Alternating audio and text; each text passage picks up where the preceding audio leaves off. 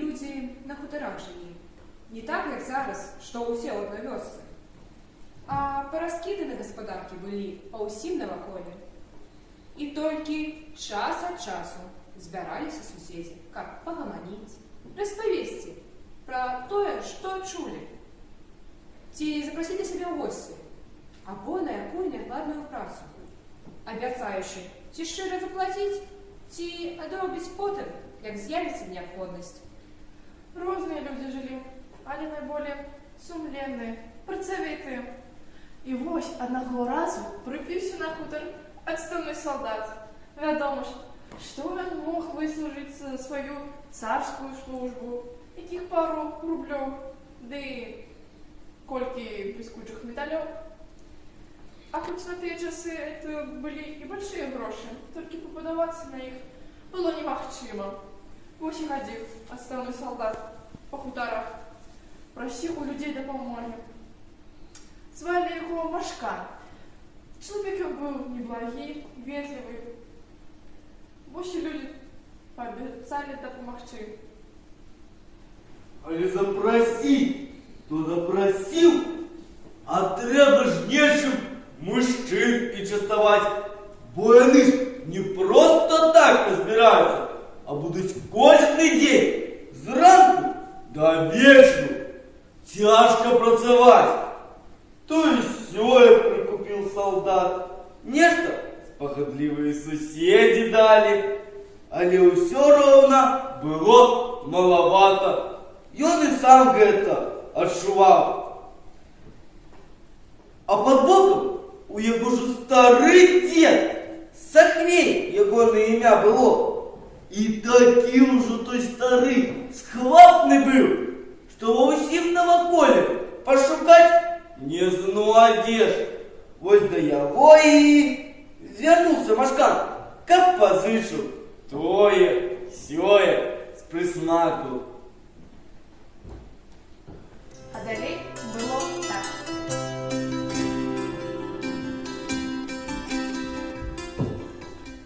Як смачна, горача.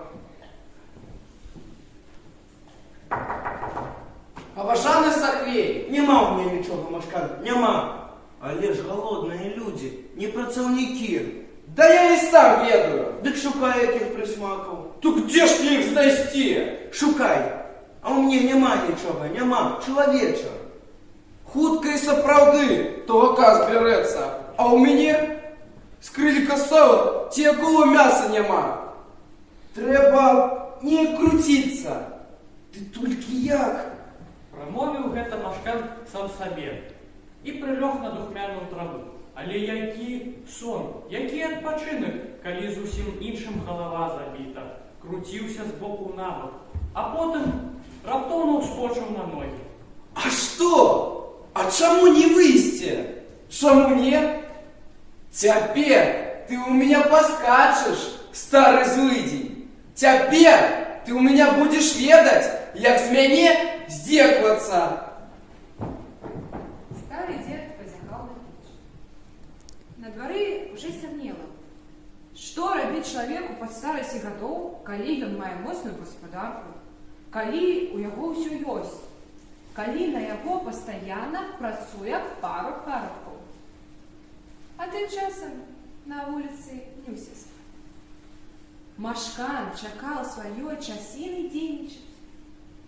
Праспявалі другія пеўні, і ён амаль нячутна праслязнуў да кладоўкі, где у старого гаспадара хранілася ўсё сала ды мяса.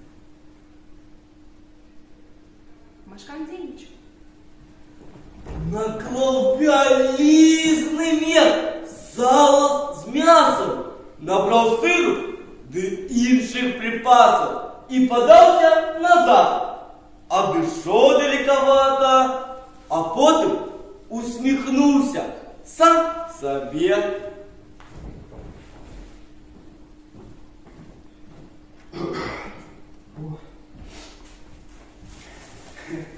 Что это я у человека нават дозволу не запытался.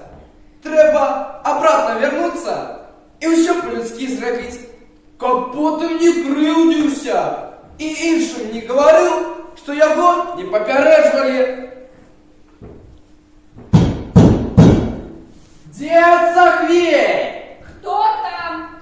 Але ж Машкан не адказваў, чакаў, калі Сахвей адзавецца. Той прагарланіў. Кто там? Что трэба?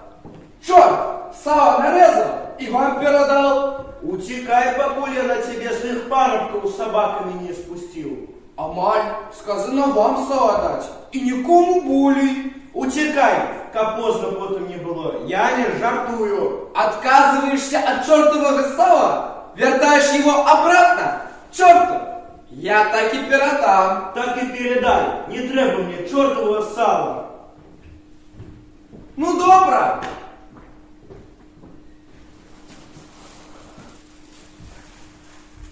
Пошел солдат покладышься, знайшов сало, понизгадышься.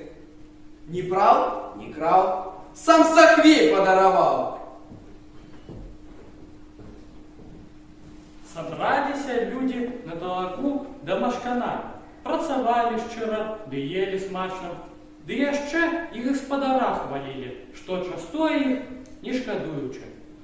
А старый Сахвей, знайшовши пропажу, прибег на будовлю, сховався у кустові і захарлав. Машкан злодей, и все вы тут машканы. Калі хату поставили, то і той хутор Машканами прозвали. А потім і вёска в яго почалась.